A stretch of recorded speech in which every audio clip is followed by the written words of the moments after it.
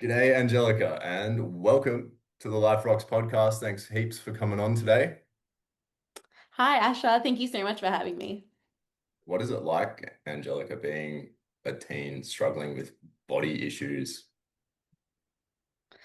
Oh, I feel like every teenager would answer that question very differently Yeah, because I think it's experienced in so many different ways. I only struggled for a little bit as a teenager. It was mostly in my early 20s, but it just felt very isolating. When I was at school, it was a bit taboo, like you don't really talk about it. And I think that kind of largely speaks to the students I have now. They don't really talk about it with each other, even though we know that 90% of young people struggle with their body image. So it's really interesting to hear that so many of them are navigating it, but that they don't really want to talk about it.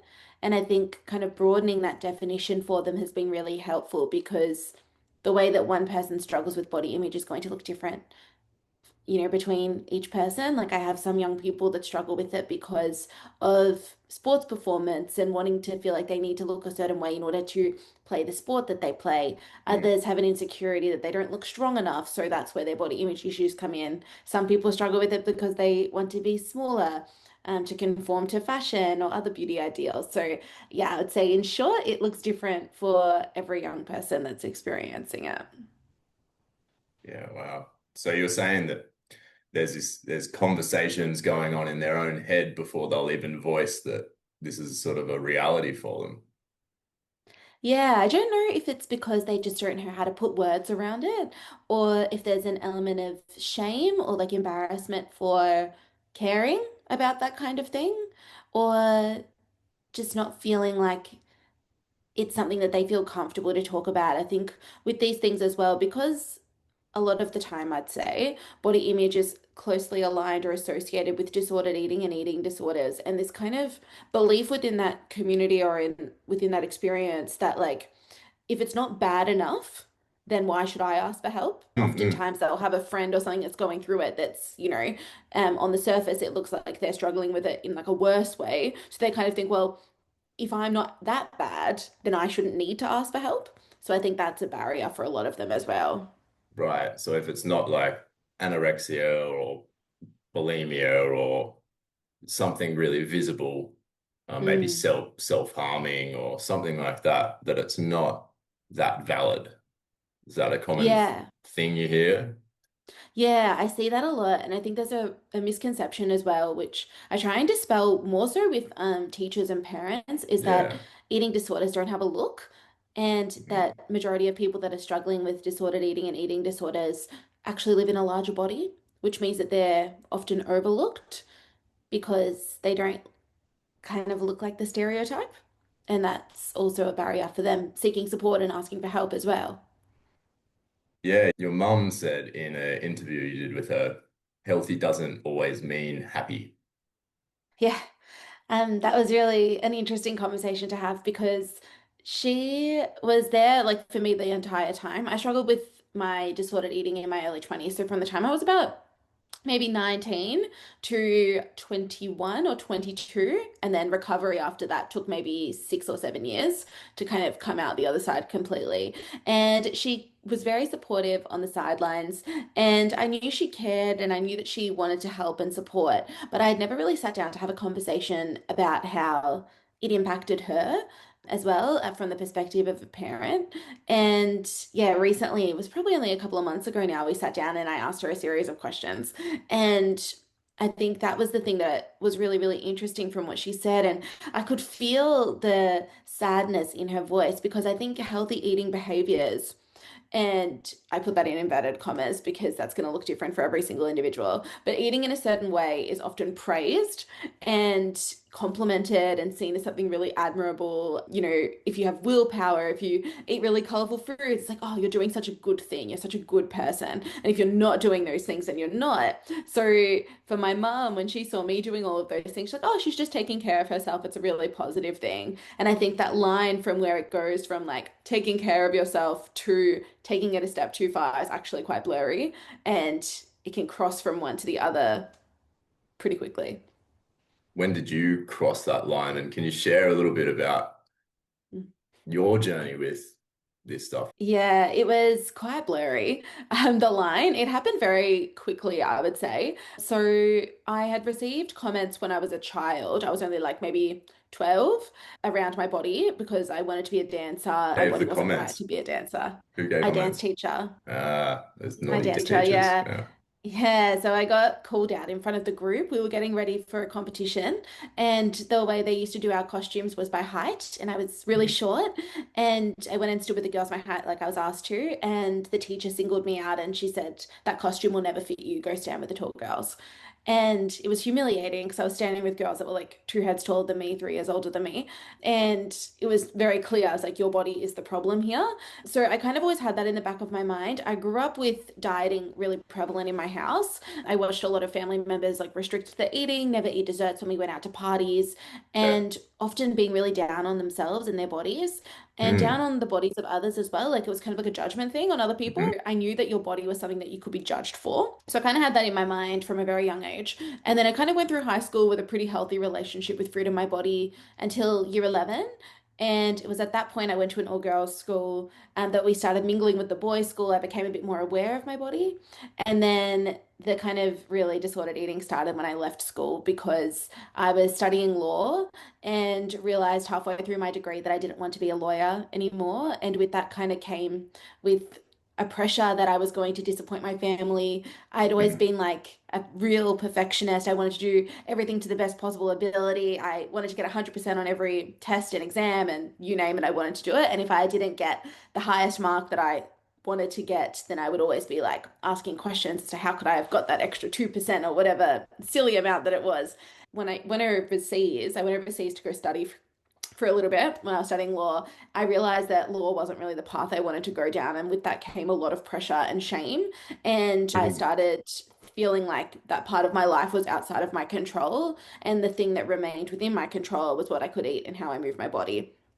So it kind of became this hyperfixation as a coping strategy for me to be able to move through those kind of things. So it kind of started without, like, I don't want to be prescriptive or anything around it, but it kind of just started with like wanting to be like quote unquote healthy. So I would start like kind of hyperfixating a little bit on like what ingredients were in things. And if I didn't recognize words and I didn't want to eat those things. And then it kind of moved to like control in the house as well. So it wasn't, I didn't feel comfortable if other people were cooking and preparing food for me unless I'd done it for myself.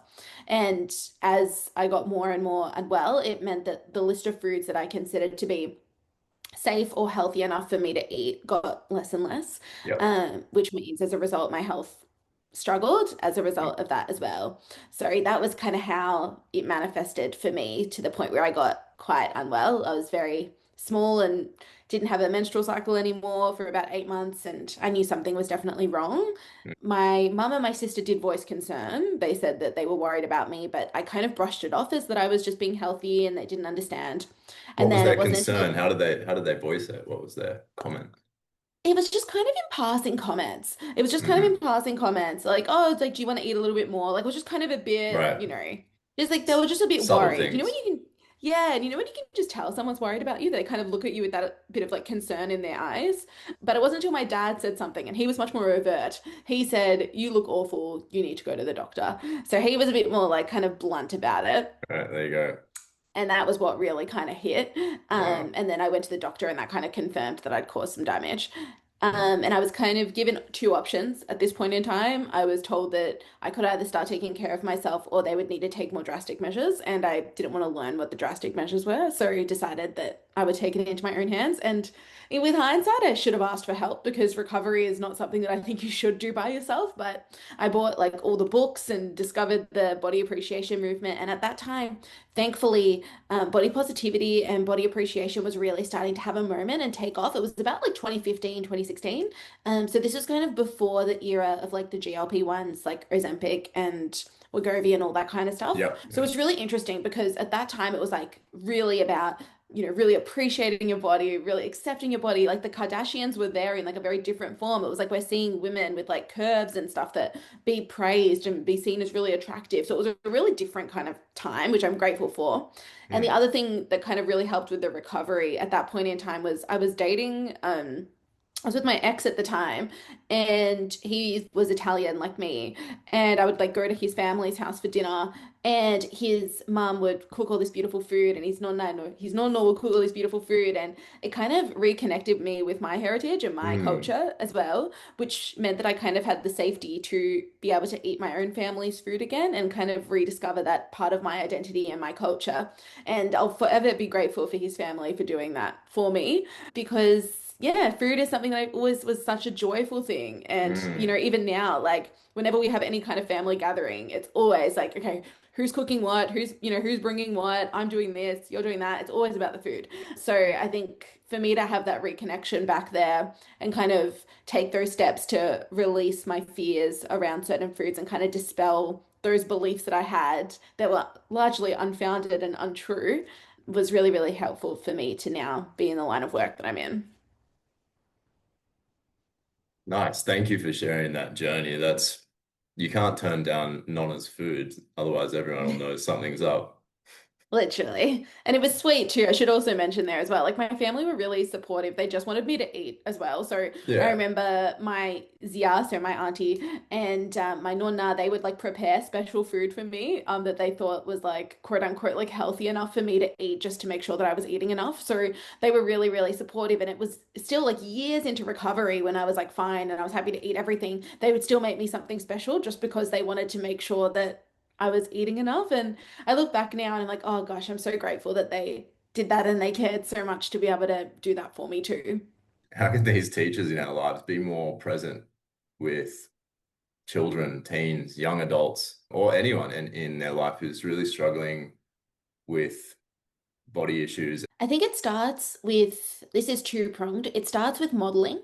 So it starts with the behaviors that you engage in yourself because we largely learn based off of the behaviors of others, and that informs and shapes our own behaviors and thoughts and feelings about food as well. So, for example, if we grow up in a situation or we hear people say that I only eat this thing for X, Y, and Z reasons, or I hate the way that this looks on me, or I can only wear this color, or I need to drop 5 kilos for the wedding I'm going to on the weekend. That normalizes all of those behaviors, right? So we observe from a young age that those are appropriate and necessary things to do in order to be accepted. But the second prong to that is the self-compassion element of it too, because people that are saying those things and engaging in those behaviors largely have been influenced by somebody else who's done something. And for them, that's been a normalized behavior as well. Like they encounter the same pressure within social media, the larger, like the broader media landscape within their own friends and family networks to look a certain way. And sometimes they unknowingly pass those behaviors onto their young person as well. So I think painting that with a Mm, lens of compassion is really, really important. And whenever I go and present to teachers or educators or sports coaches or anything like that, I make a real point of saying that it's not your fault that if you think like this or if you've engaged in these behaviors in the past in front of a young person, because I truly do believe that people are just doing the best that they can with the tools that they have available to them. But it's just about providing that education of like, okay, this could be the potential harms of doing X, Y, and Z, and here are some ways that we can course correct. And I think the wonderful thing about food and our body is we have so many opportunities to course correct. So even if you're in a class and you're a health teacher, for example, and you say something that's a little bit like, oh, it could have been phrased a little bit better, at the next class, you have an opportunity to be like, hey, when I said X, Y, and Z, what I would really like to correct that to or reframe that to is this.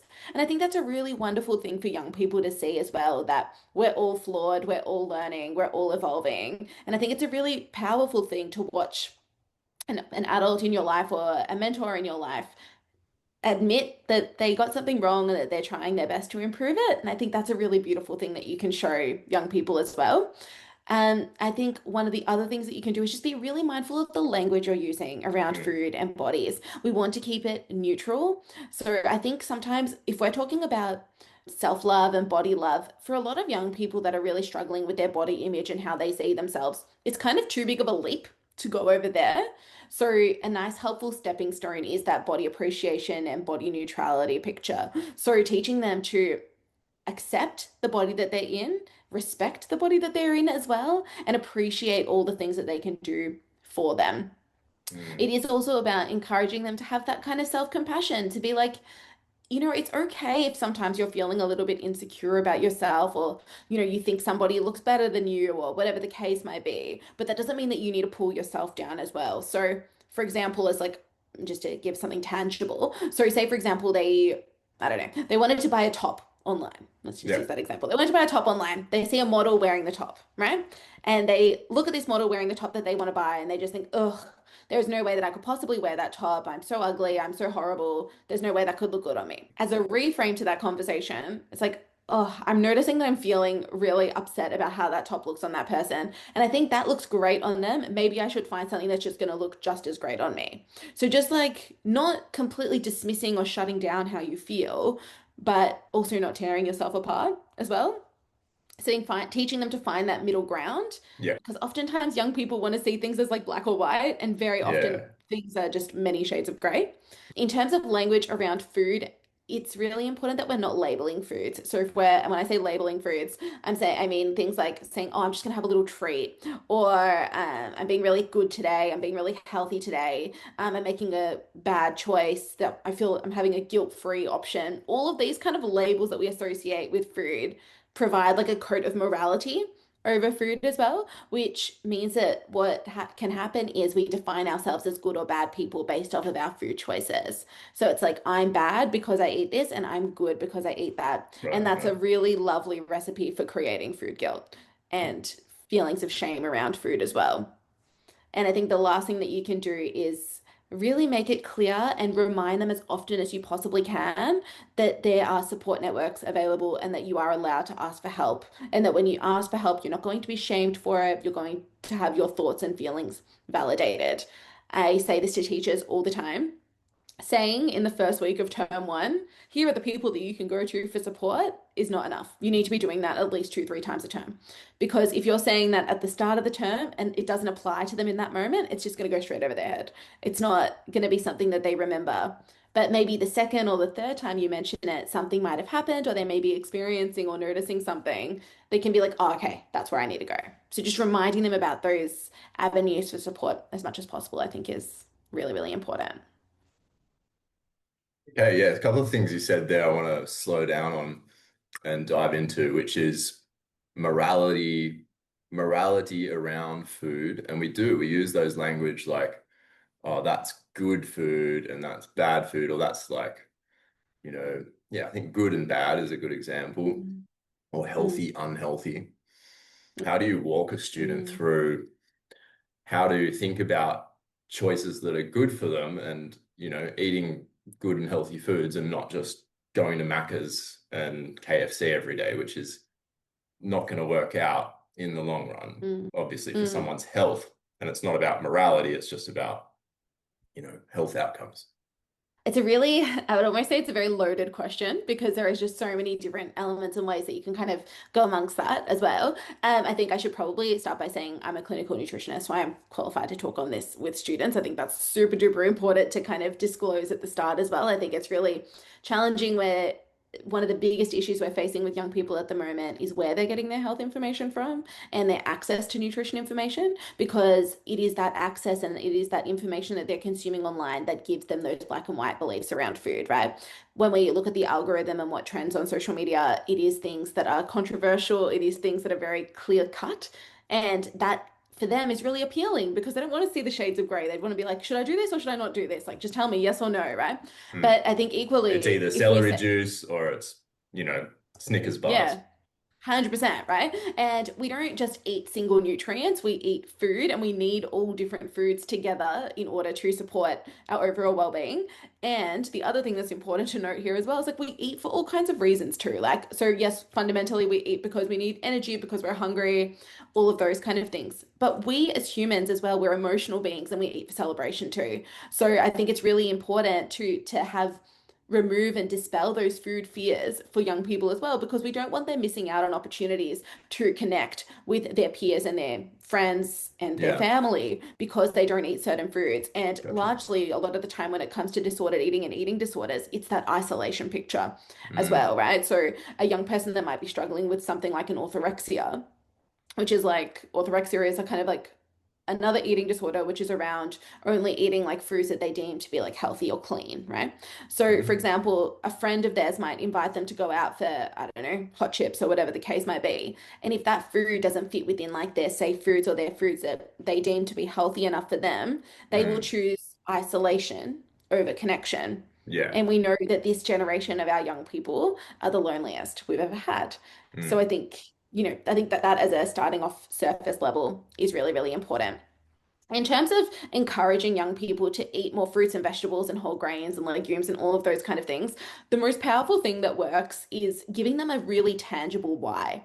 It's not a good enough reason to say to them, "Oh, just eat it because it's good for you." Because it Right. doesn't really mean much to them, right? It needs to be more tangible. They need to understand the reason why this is something that they should think about or consider as part of their life.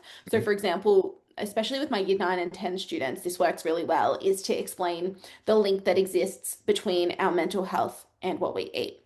Yeah. So we talk about what was called the Smiles Trial, which was done by Deakin University and their Food and Mood Center. I think it was led by Felice Jacob was like the lead researcher on it.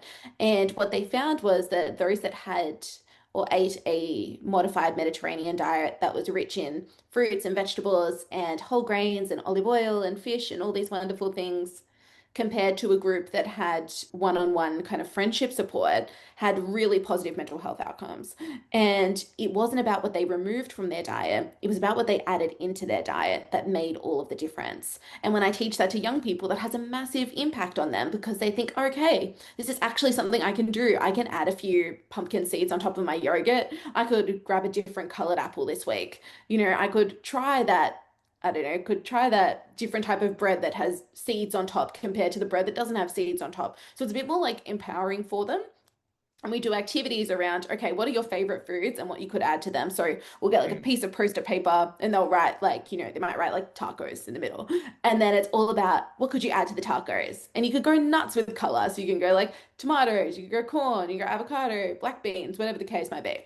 And that kind of creativity element of it is really inspiring for them. And it kind of helps them to bring into their lives the kind of thing that's like, oh, this is something I can do. And this is going to support me and my health and well-being. Can you see like the difference between it's like it's good for me versus this is actually a tangible thing that I can do in my life? And when there's research behind it as well, they tend to find that quite fascinating. So they're like, oh, like there's studies done on this stuff. So Mm. that's a really helpful bit.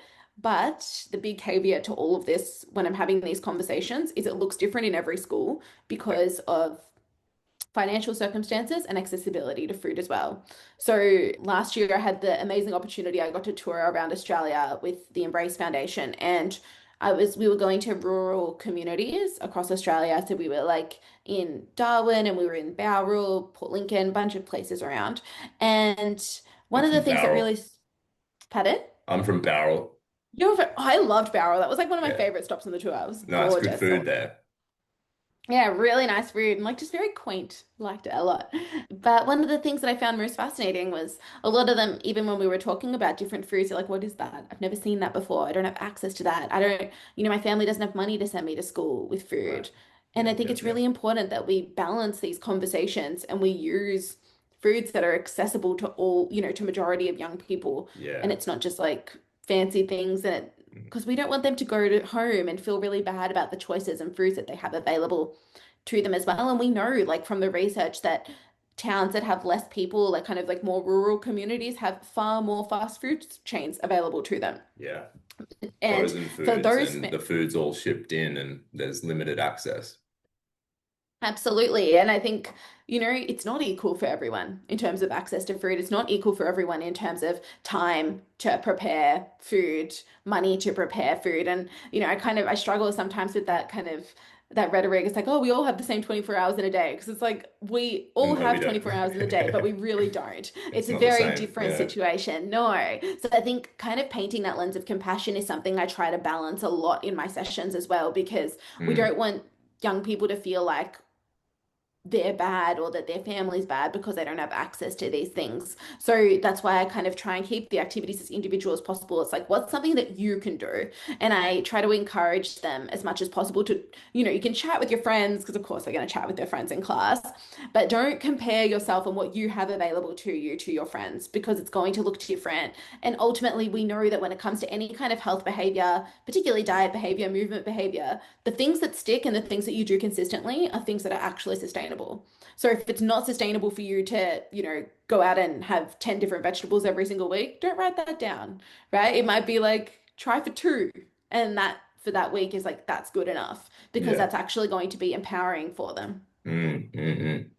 Does that answer your question a little bit? It does, and it's really good because I think that, as you say, the social side of food is massive, and I think Maslow's hierarchy of needs is Yeah. you know maybe a good trope that we can use in this example and say Mm, that the social part of our life and connection to other humans is primary in our happiness. And if we're interjecting all of these intellectual concepts or hidden programs about how we have to relate to the world and we start avoiding people because of our food choices, then that's going to really impact our sense of self. And then that story we mm, tell ourselves inside of our head every day is going to change our hormones. It's going to, keep us away from people, then that's going to impact our health over long term. So no matter how good mm, someone's, healthy diet is, if they're not hanging out with their friends and spending time with their family and enjoying those moments and not being lost in their head in those moments, then yeah, they're not really living. And I think that's a powerful message that you've got there, Angelica, to share with people in schools and students all around.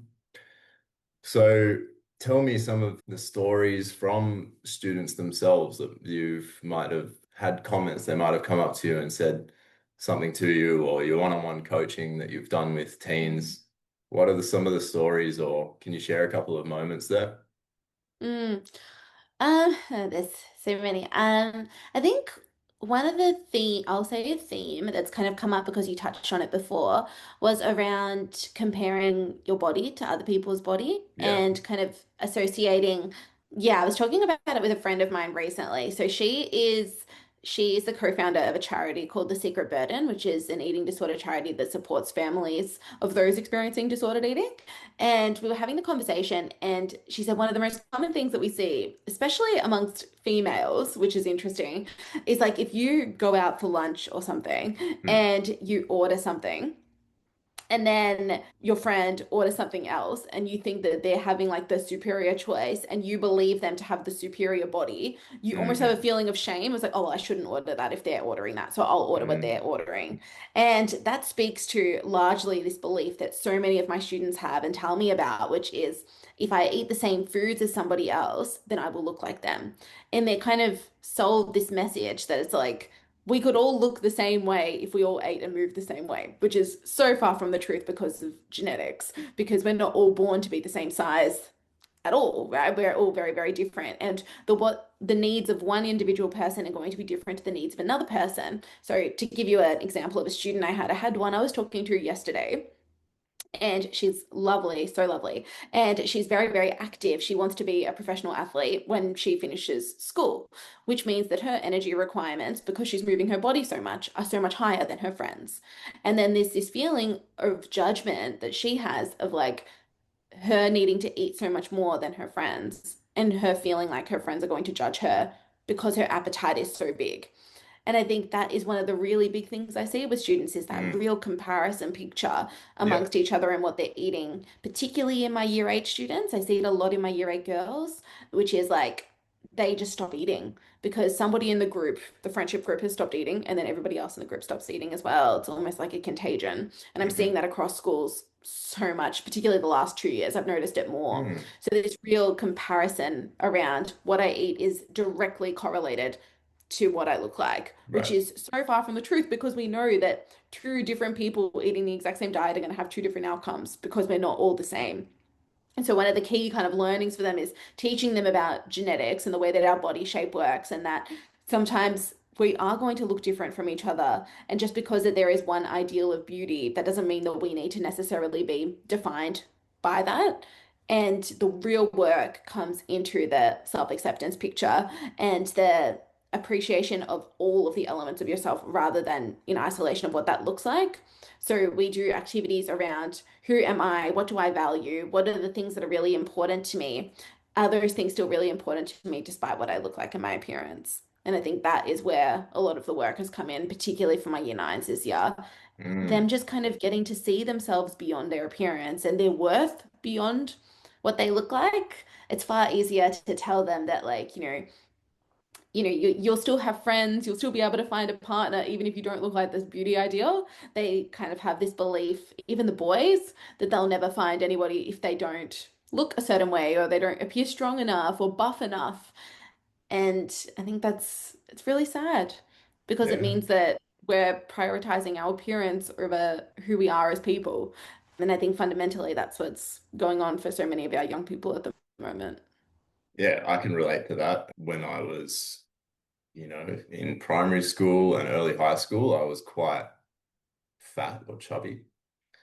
Mm, And that that story was in my head. I'm not gonna have a partner, I'm not gonna have a wife or whatever because, you know, I'm unattractive and not lovable basically because of my weight. And there was a switch that flicked in my head where I, just ended up doing double sport. I never got into controlling my food because I always loved food so much that I was just mm, like I didn't think like that.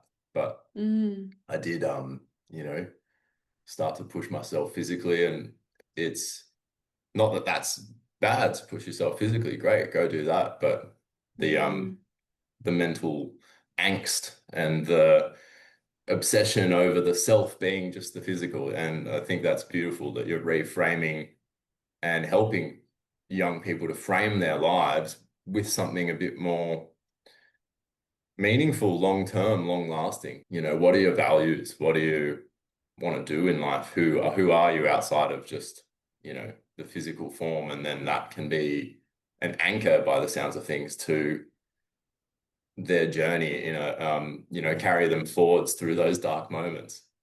Absolutely. And to also just touch on what you said there as well, thank you for sharing that. I think around like the physical activity in particular as well, and like your food choices, like I'm not going to sit here and say that those things aren't really fundamental to feeling really healthy and feeling really good within yourself. However, I think the why you do those things is really, really Yeah. important. If you're only going for a run after you've eaten something as a punishment or to work off what you've eaten, like that may not be a Yeah. reason to go. However, if you know that going for a run is really good, it gives you mental clarity, helps you focus, helps you concentrate, go forth, go do what you need to do. And I think Yeah. it's encouraging them to find movement options, find foods that they actually genuinely enjoy and that they can actually tangibly integrate into their lives. I think schools are getting much better at this because when I was in high school, really it was only like your basketball, your football, soccer that was offered as a sport. Like there Yeah. was Yeah. no Yeah. yoga, there was no Pilates. And I Right. reckon I would have Totally. stayed in movement for far longer if there was actually options that I enjoyed in Yeah. there. I did dance, that was the thing that I enjoyed.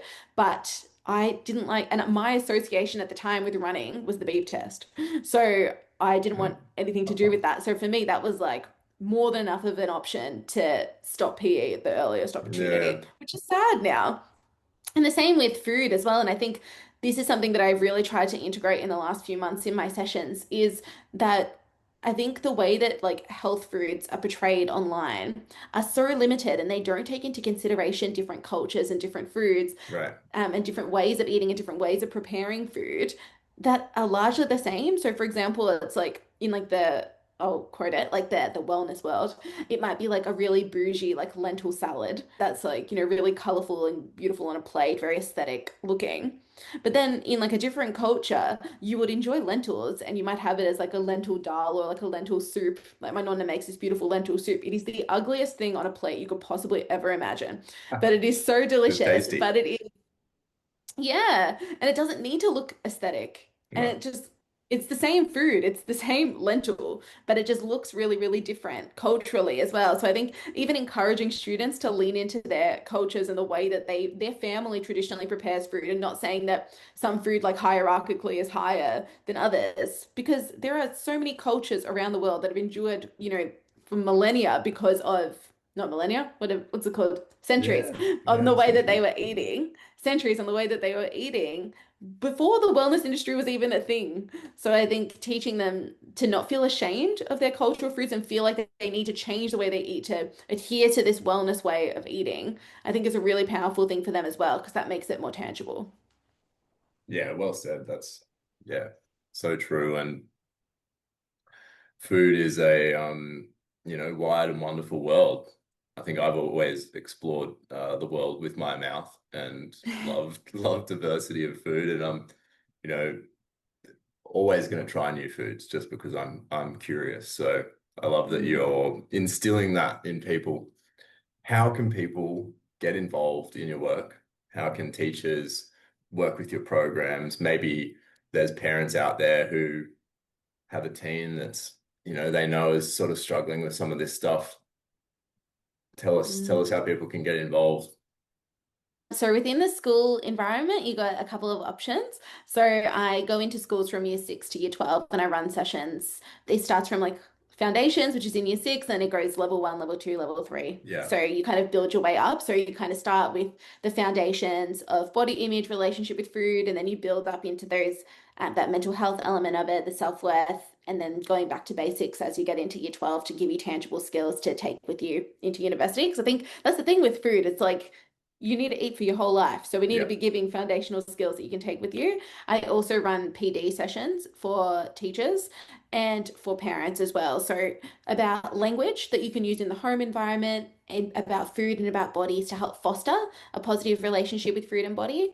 The other thing that I offer is what's called the BodyBot program. So I either offer it in schools where teachers will identify a few students, up to 10 students who are showing early signs of body image struggle and disordered When do eating. that? You said And year six, like you come in at year six. Is that because that's around when the body image stuff starts to really pop off?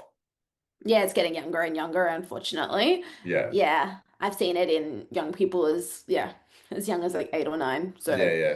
Same. yeah. So and there's also some really other fantastic programs that start to run within the primary school space too. So I think that's really great because we kind of all work together, which is really something that's so great about this industry. Is mean you get to connect with lots of people that have a shared vision. Hmm.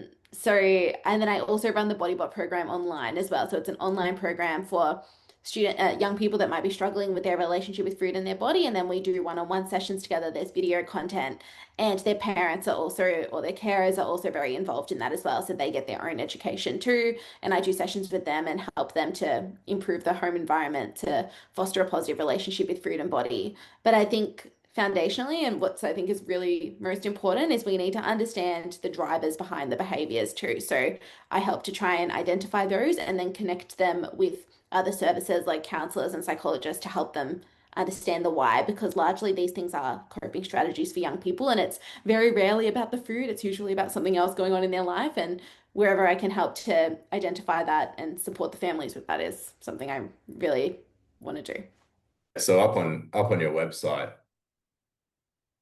you've got some stats, and I thought these were pretty powerful stats, and I think we might leave people with these concepts to just think about over the time, and then everyone's got young people in their lives. Maybe you are a teacher, maybe you are a parent, but nearly two-thirds of young people say they feel lonely or left out often or some of the time.